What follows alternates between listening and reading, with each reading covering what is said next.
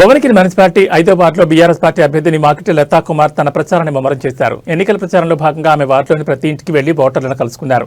మాజీ కౌన్సిలర్ ఏవి కిరణ్ ఆధ్వర్యంలో జరిగిన కార్యక్రమంలో పార్టీ కార్యకర్తలు, మహిళలు పెద్ద ఎత్తున పాల్గొన్నారు. ఈ సందర్భంగా వాకిటి లతా కుమార్ మాట్లాడుతూ, వార్డు అభివృద్ధికి కట్టుబడి ఉంటాను. కారు గుర్తుకు ఓటు వేసి నన్ను భారీ మెజార్టీతో గెలిపిస్తే వార్డులో నెలకొన్న ప్రతి సమస్యను పరిష్కరిస్తాను.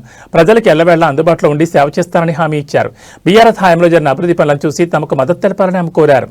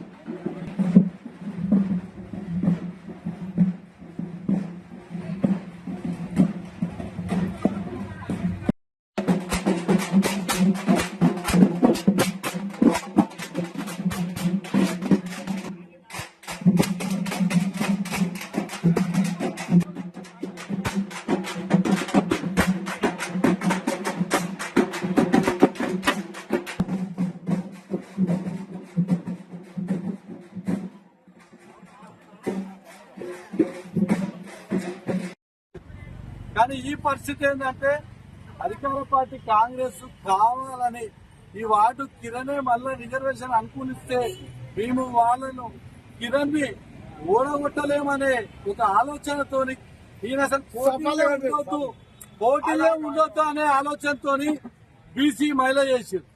కానీ నేనేమంటున్నామా, నేను ప్రజలకు సేవ చేసిన, మీ అందరికి సేవ చేసిన, అర్ధరాత్రి ఫోన్ చేసినా మీ దగ్గరకు వచ్చిన.